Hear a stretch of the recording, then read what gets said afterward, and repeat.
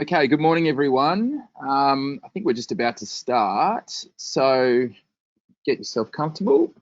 All right. So welcome to our webinar. We're really happy to join us today. This session is on driving adoption and collaboration in teams, but specifically delivered to councils. I'm not sure if this webinar could really come at a more convenient time, and considering the current circumstances we find ourselves in, with a lot of our staff working from home. Aulica's definitely in that boat. We've pretty much been encouraging staff to work from home since last Friday. It's been an interesting experience, that's for sure. For those who are new to Aulica, we're a first-class system integrator based in Melbourne. We do a lot of work in Sydney and Brisbane as well, and have been a really strong Microsoft partner for over 9 years now, and that's why Microsoft have chosen Aulica to help present this webinar today. So just introducing myself, my name's Michael Wines, I'm the marketing manager here at Aulica. I'd like to introduce our presenters. From Microsoft, we have Jazz. From Aulica, we have Mark DeBlanche, and also from Aulica, we have Kathy. So Mark is a senior consultant who does a lot of work with customers around Teams, and Kathy does a lot of work with helping customers adopt those team practices. So yeah, they'll be our presenters today, and this is the agenda we're going to go through. So we're just going to give you a little bit of an overview. Jazz is going to do that, and then we'll get stuck into a little bit more of information about where you're at in terms of your journey and the geography of our participants today, and we'll touch on some of the considerations that you probably need to look at when laying the foundations for starting your Microsoft Teams journey. We do have a mixture of customers here who are both about to start or have made some progress in kicking off their Teams journey. Yeah, we'll definitely cover off a lot of that stuff. Finally, Kathy will talk about how we can accelerate the pace of adoption and give you some practical tips to then go back to try out yourselves. So we can also talk to how you can measure success, and yeah, then we'll take it from there. There's plenty of opportunity for you guys to ask questions. Obviously, in the webinar tab, you can ask questions there. We will also open up the floor later in the presentation for some more Q&A. So plenty of opportunity for you guys to ask questions. We definitely encourage that. So get your questions ready, and yeah, there will be some time to speak one-on-one post today's webinar as well. So yeah, plenty of opportunity for you guys to get involved. And with that, I will hand over to Jazz, who will give you a little bit of an overview of Teams. Great, thank you. Just flip over to the next slide.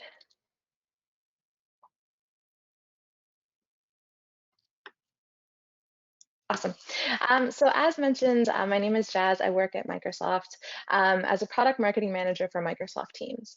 And so my role is very much focused on working closely with our sales teams and our partners, such as Aulica, to help our customers get the most out of our technology. I really wanted to start by talking about some of the changes that we're seeing in the modern workplace that make tools like Teams even more important in the modern workplace today.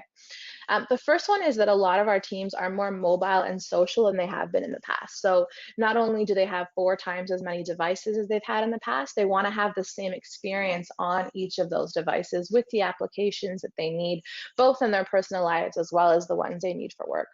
And 45% of the workforce is actually using social tools at work. So we know there's a mass abundance of people using tools for things like persistent chat and file sharing to be able to get their work done. The second thing is really the trend around having a much more diverse and global workforce. So we know that for the first time, we have 5 generations working together in the workforce. And it's not just that they don't necessarily want to work in the same way. They're used to doing things a different way in many ways. They have preferences of email or phone calls over things like chat. So how do you bring all that together so that you can cater to all those different working styles across your workforce? There's also a massive trend towards workers being remote. This stat had said 72%, I think. As mentioned earlier, it's much higher given situations like the one that we're in currently, where workers want to have the ability and the flexibility to work remotely or work from where they want to, when they want to, so they're not restricted to the traditional office.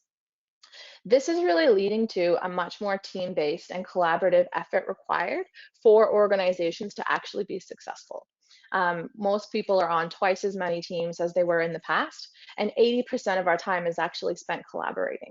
So in the past, where we may have thought of individual performance being crucial to our own lives and our own work, it's actually now very team-centric. And a lot of organizations are finding that some of the major breakdowns in their projects comes from their teams not being enabled to work well together. So along with some of these changes, we're starting to see some trends that are making it more complex in this modern workplace. One of the largest ones is information overload. So we have access to so much information, but it's sitting in different tools, it's sitting in different systems, different files, sitting with different teams. 20% of an average knowledge worker's time is actually spent tracking down information. And within that, it's so easy, oh, sorry. Just quickly flip back. Within that, it's also very easy to get distracted and not know what you were working on previously, or miss a deadline for something because you've been distracted by another task that you've had to jump out of another system to access. There's also a very large percentage of our time spent working in email. I think everyone here can agree, when you're waking up in the morning and checking Outlook for the first time, most of us have an influx of things that are not only tasks that we need to find within those emails, but information that we need to take in, and it's becoming more and more challenging to prioritize that, just given the sheer volume of email that we're getting. And then the largest 59% of managers are actually missing important information because of this overload. And we've called out managers here, but that's anybody. That means that there's crucial deadlines or bulletins that people are missing because they're being shared in a form with all this other communication that's making it very challenging to keep up with. So the great thing is we're here today to talk about Microsoft Teams and how it can help you overcome some of these complexities and some of these challenges. So the first pillar that I want to go through for Microsoft Teams is around chat and collaboration. So that includes one-to-one persistent chat, one-to-many persistent conversations, as well as a virtual workspace for your teams to actually collaborate and come together to work on projects. That includes bringing together all the other elements that they're using to work on that project, not just for a team that's working internally, but for anyone they're working with externally as well. The next one is around meetings and calling. So we know we're using a lot more of this technology today, and we want there to be a life cycle of these meetings within Teams. How do you manage that experience before, during, and after those meetings, so that you've got things like action items included, notes are included, and everything is in one place so that you can access it easily. You can record a session. If you weren't able to join, you can listen to it later, and you can even search the transcription of those meetings to narrow down a particular part where you may have been given an action, or there's a particular topic that you're looking for. And the last one is around apps and workflow. This is really about bringing into your currently the systems that your organization is currently using. It could be third-party applications or other processes that you're managing currently separately.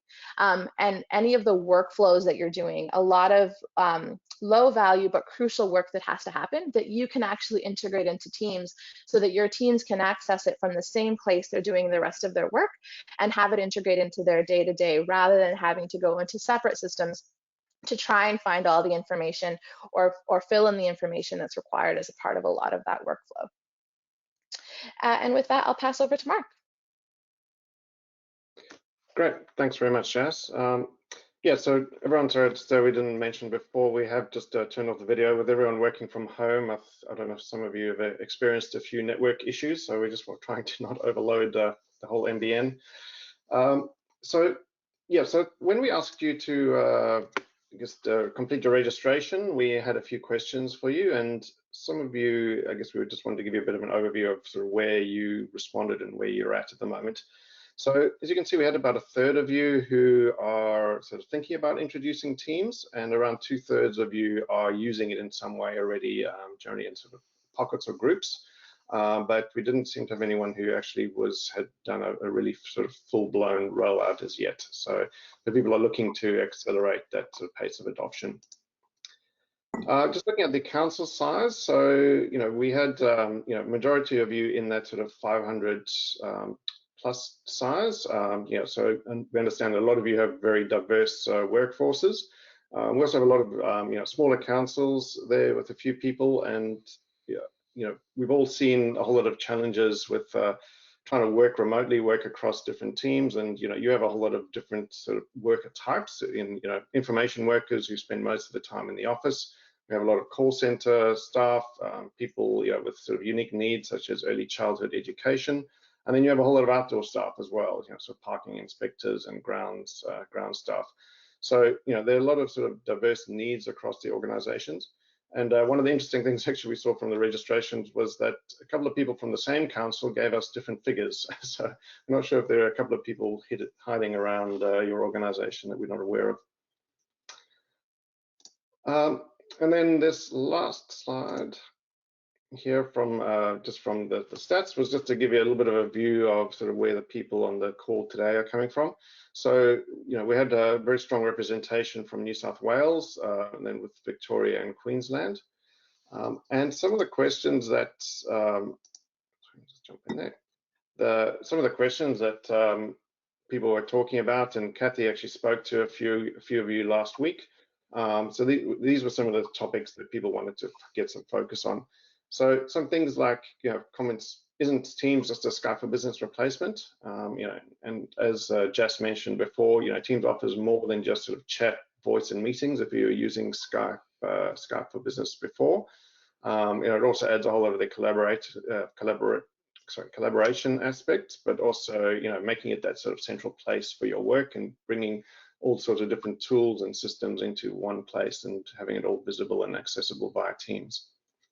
Some of the other things we're seeing there are, people have rolled out possibly Teams to IT, but not to the rest of the council. And, things like we want to work differently, but we're not really sure where to start. And this is where we, Kathy and I are going to bring in some of our suggestions. So the first part there really to look at is how do we lay the foundations, so getting that sort of base foundation built, and looking at how your people currently collaborate to accelerate the adoption. So let me start with talking about laying those foundations. So some parts here, I guess we would consider really essentials. Some things that it doesn't mean you have to have solved all of them, but you need to at least consider what's important and how what your approach is going to be for them. As Michael mentioned, in recent weeks, we're obviously seeing a lot of more people working from home, and also just looking to use Teams more to try and reduce the number of people that they have, all in one location. And so we're wanting to also make sure that people are able to communicate, collaborate, and be across all the sort of work that they would have done when they were sitting in the office with everyone else. And while it is absolutely crucial to get moving quickly, we also want to make sure that you actually do this planning and have those sort of controls and things in place, so that you don't have to then go back after you've rolled it out and then tell people that if you're turning things off, or you've got to go and change how things are done. And so whether you're getting started or you're a bit further advanced, here's just some of these recommendations that we would think would be treated as fairly critical to at least look at. So, sorry, the first one then is, let me just jump back there. Who can create teams? So this is, I guess, the question that a lot of people grapple with is, if you just turn on Teams and allow everyone to create teams, suddenly you can get a whole lot of a sprawl of teams, and especially if people aren't really aware of what Teams is for and how to use it. So you have a decision really there between allow anyone to create, or are you going to curate it and have a sort of central gatekeeper for that? The second thing is about, are you wanting external users to be able to join teams? So, you can have people from suppliers or partners like Olica. You could invite them into your team and let them access all the files and have the chats and the collaboration in Teams. But it obviously does open up a little bit of sort of data loss risk there. So you need to just have some considerations around which teams are open, and if you need to put in any data loss or information protection policies there. Third one is looking at the life cycle of teams. So this is really just to think about, from somebody makes a request, and let's say you have locked it down so that not everyone can just create a team. What is the process going to be of somebody actually putting in a request? Who's going to action that request? You're going to need to manage these teams ongoing, and so if you have recommendations, you only need to have at least 2 owners of a team. So if somebody leaves the organization, the team still has an owner, and the owners can manage who is a member of the team and control what apps and accesses happens in that team. But we also then want to manage things like reporting, on usage of teams, things like stale teams. So often, especially in the beginning, people will create teams and you end up with 5 or 10 test teams, test 1, test 2. And so we want to look at teams that are not actually being used anymore, or teams that only have 1 person in them, because that there's obviously not a lot of collaboration going on in that when you're the only one in that team. Other things are things like retention policies. So retention policies are the equivalent of the sort of in-place hold or litigation hold that you would have in sort of Exchange, where you want to make sure that even if somebody deletes something or deletes a team, that you still have that e-discovery capability. So if somebody's done it by mistake or on purpose, that you still have the ability to go back and see what happened there and possibly restore data or give it over to a legal team. This next one is these 3 topics do actually need Azure AD Premium P1 licenses. I'll just caveat that. So some of you may already have that if you have either Microsoft 365 E5 or you have Enterprise Mobility and Security EMS licenses. You would already have Azure AD Premium licenses. But these ones can be pretty useful. So things like having naming conventions, so that if somebody creates a team, you can enforce some prefix or suffix to that based on departments or some topics. It can also block specific words that you don't want in the team names. Another one is automatic expiration, so that you can set a policy that says, say, after 3 months or 6 months or a year, that if the owners of the team will get a notification to say, are you still using this team? And if they respond yes, then everything carries on as normal. If they respond no or don't respond after a certain amount of time, then that team will get removed.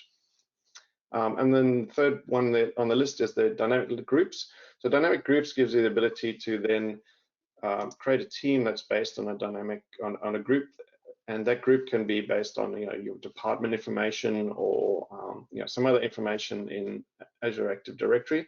So that is, somebody moves offices, for instance, they automatically get added into that specific office team.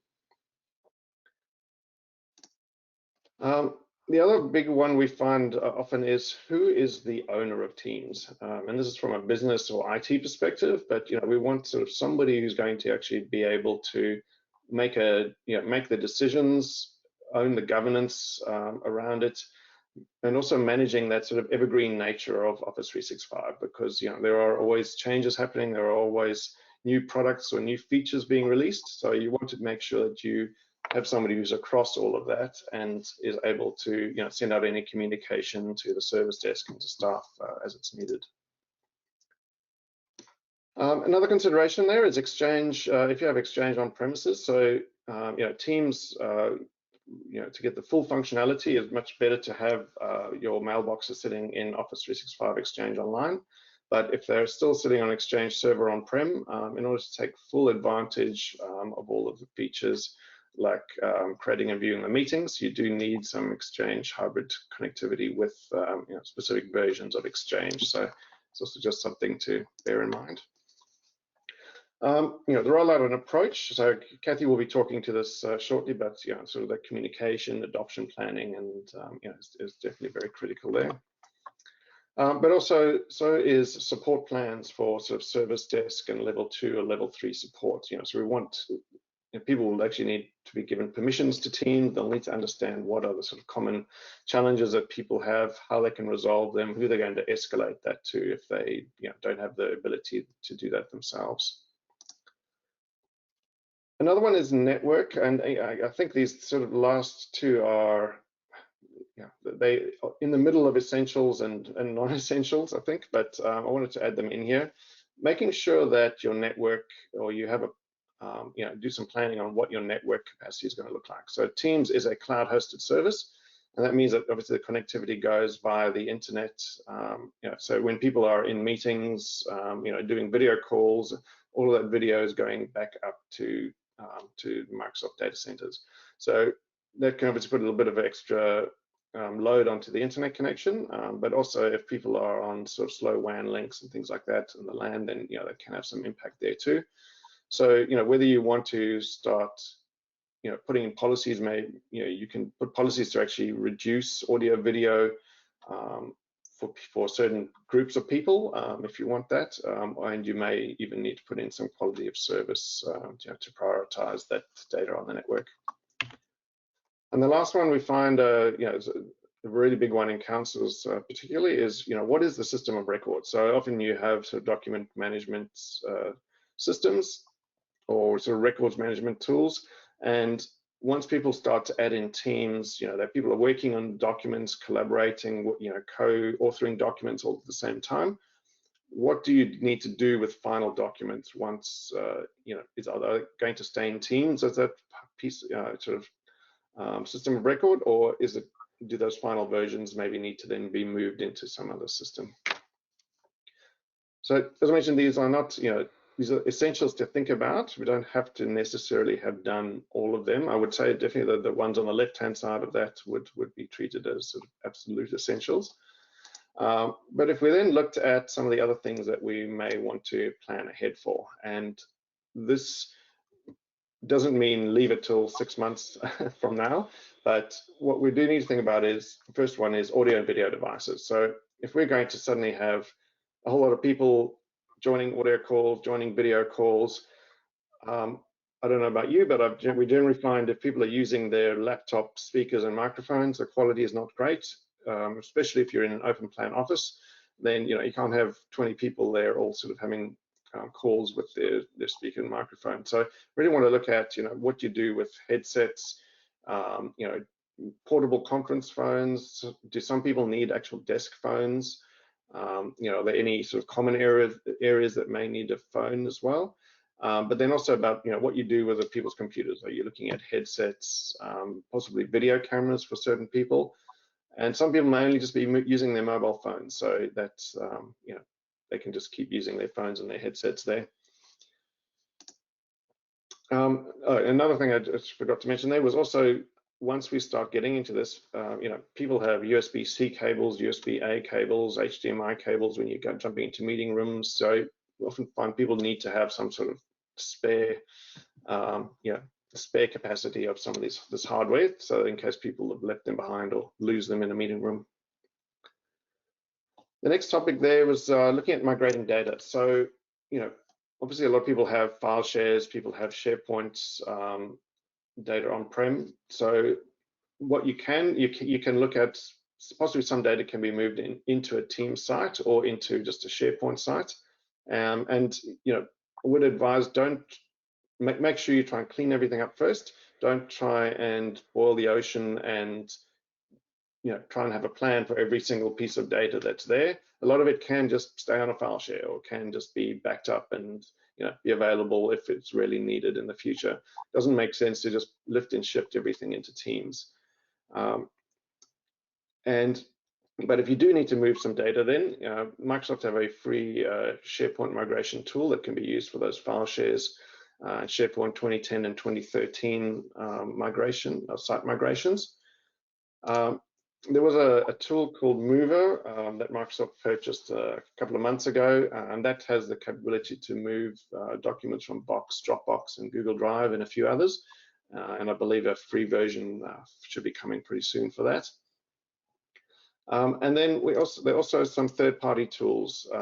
So if you have some really complex SharePoint sites and intranet data and things like that, then definitely would be looking at some third-party tools. Another thing is Skype for Business Online interop and migration to Teams. So I'm sure most of you are aware, Skype for Business Online was has been around for a long time in Office 365. And all of that is being moved into Microsoft Teams, and the retirement date is July 31st, 2021. So it gives you a fair amount of time to do that, but what it does mean is that while you have some people on Teams and some people on Skype for Business, you can have different places where people can collaborate. And so you want to have a plan for moving people through that process, and your target state is Teams only, so that people don't need the Skype for Business client at all. But you have a couple of interim options that you can go down around where federated chat goes to where your meetings happen. So definitely need to think about how that's going to work.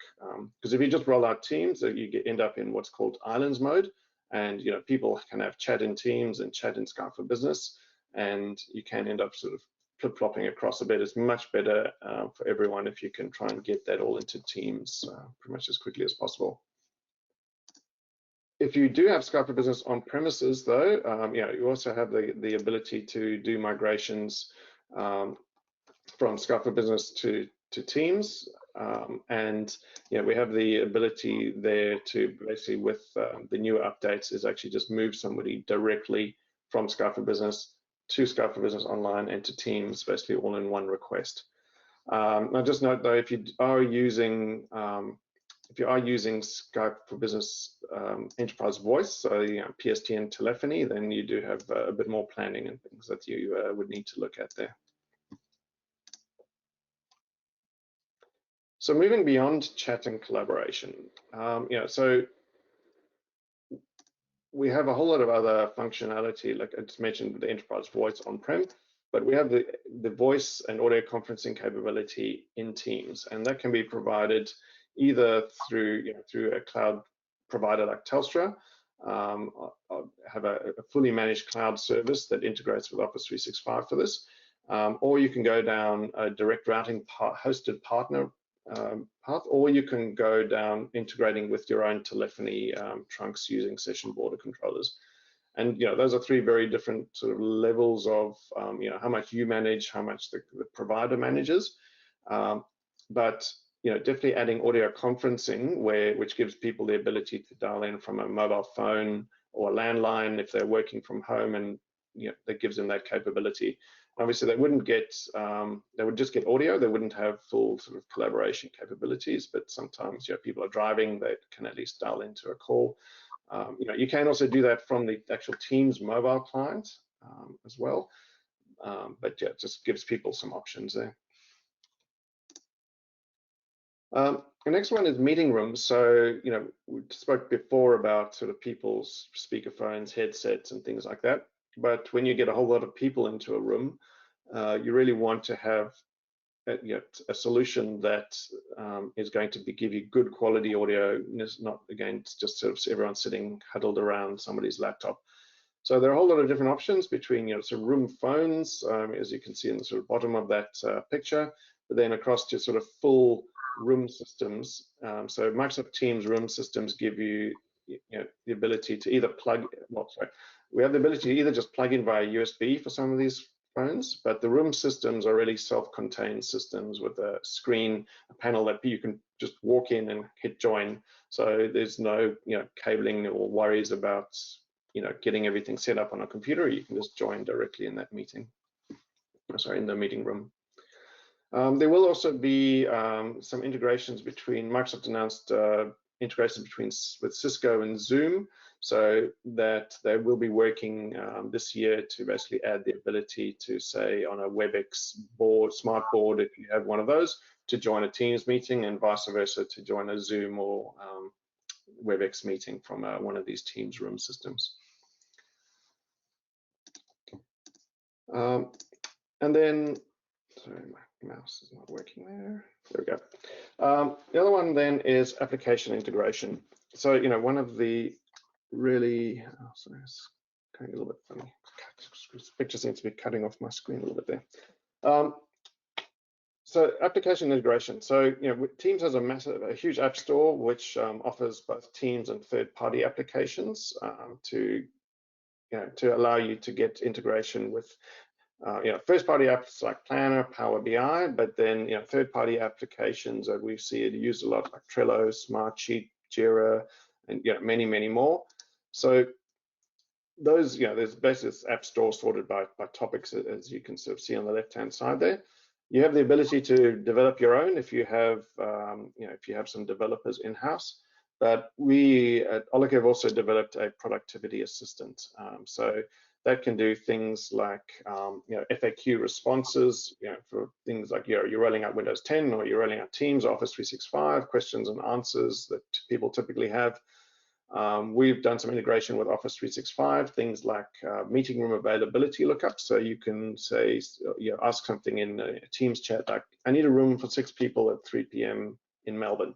And it will go and look in Office 365 for available rooms, come back, give you a couple of options, and you can handle all of that within Teams. Also things like service desk integration. So if people want to raise a ticket or get ticket status through that bot. And also things like HR leave booking. So we also built an integration where you can say, I'm sick today. It will go and say, look, I can see you've got 3 meetings in your calendar. Do you want me to send them cancellation? And if you say yes, it'll go off and do that. And do you want to log a sick leave in your HR system, and can do all of that for you. The options there are sort of unlimited, but it's really, obviously it needs a bit of integration time to make all of these things work. But there are lots of integrations that can be done with sales and forecasting things, and help desks and many others. And that is it from me. So next I will hand over to Kathy. So get that going. Great, thanks so much, Mark. So I know that we've taken you through a bit of a whistle-stop tour so far. Jazz has given you a taster about what Teams is used for and the 3 different pillars. Mark's spoken about how you can get started, and I'll be focusing on how you can accelerate your pace of adoption. Now, I'm acutely aware that there's about a third of you who were in the early stages of thinking about moving to Teams, and there's about 2/3 who are perhaps using it in pockets. So what I wanted to share is 4 tips or suggestions that I've got that are especially relevant to those of you who are starting out, but definitely not exclusively relevant to those people. And so what I would suggest is that it's really important to start thinking about your collaborative landscape. So what I mean by that is looking at the tools that your people currently use and the ways that the people in your council currently collaborate, and their appetite to work together and to work together differently. And the reason I say that, is because obviously Teams is a great tool to move the current ways you work into a new platform. But where I get really excited is where it starts to offer different ways to work together. So I'm going to give you an example. Some of you on the call I spoke with last week, and one of the people that I spoke to mentioned that his council is currently quite geographically dispersed across several offices. And as you can imagine, it was pretty usual to spend maybe up to 3 hours on a return commute in order so that they could get together in a meeting room and meet face to face. And you can imagine, particularly in the climate we're in at the moment, where many of us are working remotely, that the idea of moving that physical meeting into a virtual one really starts to unlock some significant improvements in the way that people can work together.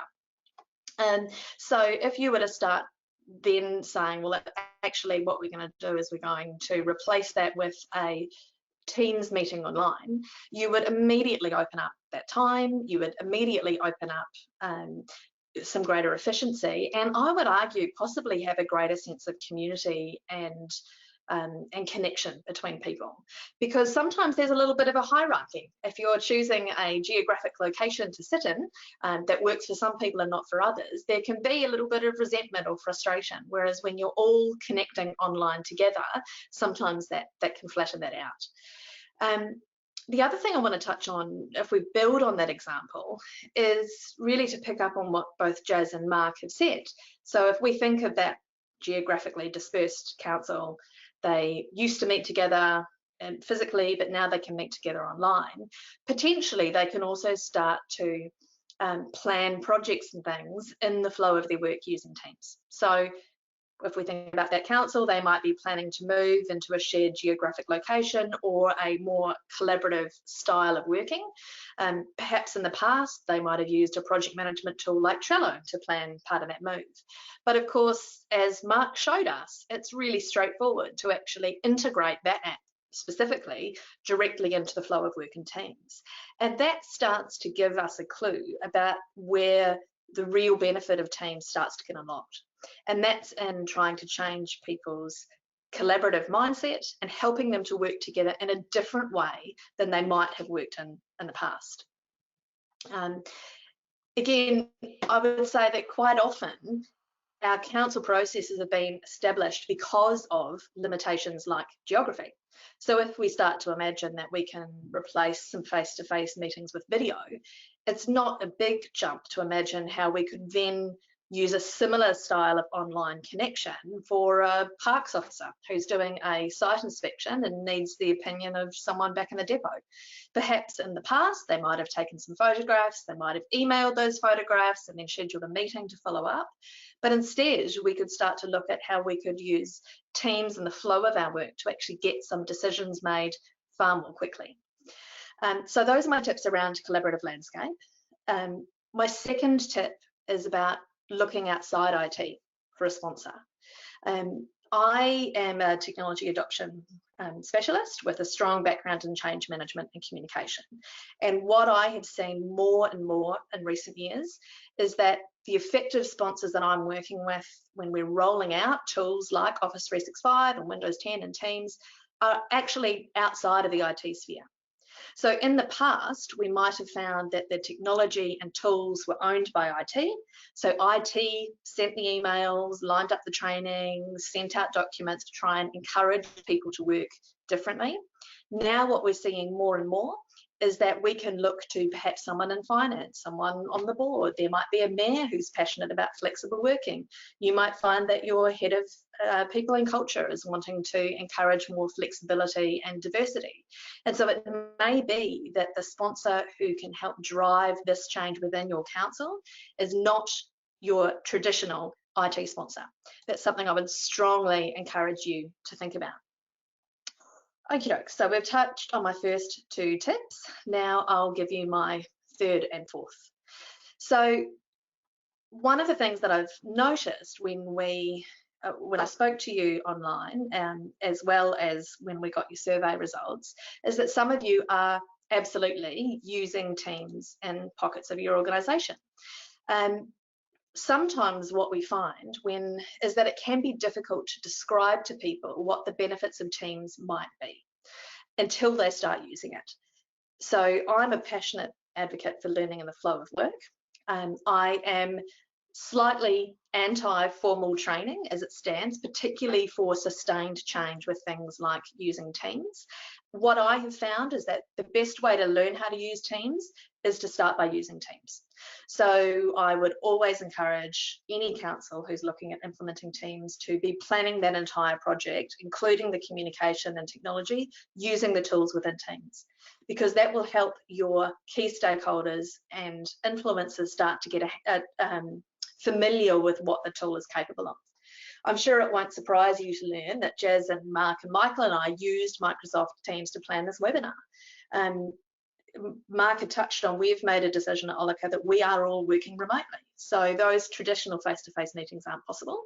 And there is nothing like working together with a group of people where there's a fixed time frame to start to learn how to do new things. You know, and that's a real example of how I talk about learning in the flow of work. So what we want to be able to do is to take those people who started to use a new tool and give them an opportunity to stretch and grow. You might find that there are some people in your business who become collaboration advocates and influencers, and they might not be the ones that you expect. Sometimes you find that I've noticed that quite often, if you look at your IT help desk tickets, often there'll be clusters of people who quite frequently ask for help. Now, you might presume that they have low digital dexterity and that they're really going to struggle with picking up a new tool. But what we find is that often they don't. Often those become people who, when you can share with them a way of working differently, they will go back to their teams and promote and advocate in a passionate way that we hadn't anticipated. The other part of stretching and extending is to try and bring these stories to life. So you'll notice that Jazz and Mark and I, we have all spoken about the examples that have helped us learn. And that's because that element of storytelling is what makes it real within and for your council. So when you can use your advocates and influencers to start sharing those stories of success, sharing what they've learned, that is going to help increase the pace of adoption. It will encourage peers who perhaps are a little slower to pick up new technology to encourage them and to join in the conversation. And connected to that, is something that I think sometimes we overlook until we're starting to use Teams, and that's about the mobility and the richness of the Teams experience. So for example, quite often in councils, we find that you might have remote workers like parking inspectors, or perhaps you've got dog catchers who don't have an SOE device. And by downloading the Teams app and signing into it with their email, they're able to stay connected to their peers in a way that they just couldn't do before. And that's a really important thing to be conscious of when we are trying to encourage this new way of working, is it's not just about the tools, it's about how we feel about the tools that we're using. The fourth thing that I want to talk about with you is about how we measure success. I would say that, again, perhaps this is a little unfair, but at times in IT, we have looked at the deployment or the planning of the deployment of a new tool as being the project. And we push out the tool, we make it available, and we crack open the metaphorical bottle of champagne and go, isn't that great? Now everybody's got Teams. But the reality that I found when I'm working with councils like yours and speaking to people like you is that that's really just the beginning. Once you have Teams deployed and people are able to use it, what we want is for them to be able to use more and more of it as time goes. And there's wonderful tools available. I can share a snapshot with you, but many of you will be aware of the Office 365 and Teams admin portals, as well as the Microsoft Productivity Score. And those start to give you some measures of how people in your organisation are connecting and collaborating and using the tools available. But what I would add to that picks up, I guess, on my third point, which is about user sentiment and about sharing the stories that make sense in your council. Because when you can have your early childhood educators connecting in a way and sharing their learning plans in a way that they never had before, that's going to be a far more meaningful and motivating change story to help your to help their peers and other areas of the council feel excited about moving to this new way of working.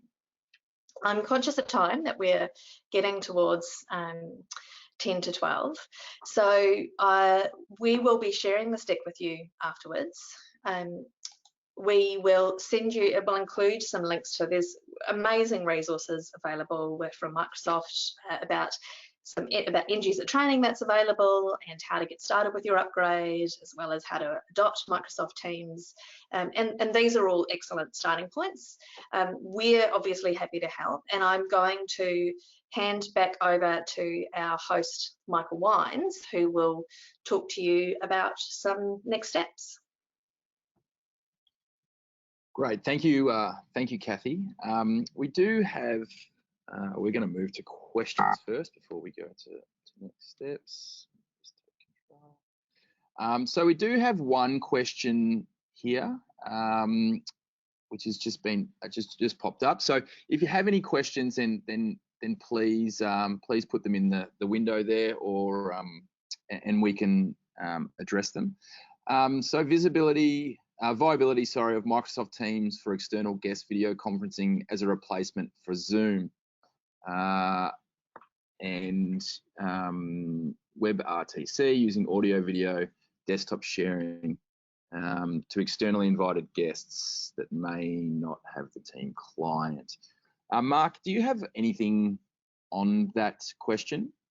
Yes, yeah, so the Teams is using WebRTC now, so it does mean that you can browse with the browser without necessarily needing a plugin. There are specific browser versions required, but yeah, external people can join in with audio, video, desktop sharing, just using the browser, or they can download the Teams client for free as well. But yeah, you can basically get full sort of fidelity in the web browser there.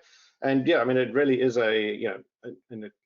can be a replacement for if you had Zoom or something else there, as to give you those online meetings, dial-in meetings, as long as you really just have that audio conferencing add-on, and it's just the people who organize the meetings, not all the attendees who would need that audio conferencing, and that just adds that PSTN number into the mix. But yeah, it's people can join via their phone, web, full clients.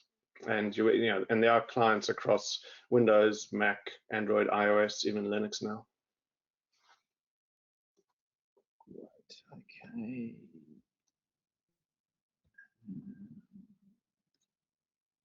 All right, so that's pretty much all we've got for questions. So what are the next steps? How can we help you guys take those next steps? So we are running a council-specific open day. Now, this is going to be a virtual open day next Thursday, and all of the sessions are going to be run by Teams. Fancy that. These are free consulting sessions where you can jump in with our expert consultants, such as Mark and Kathy, to have a little one-on-one 45-minute session to unlock further ideas for your organisation and work through those next steps. So as you can see there, we've got a whole lot of different subject matters and consultants who can talk to those subject matters.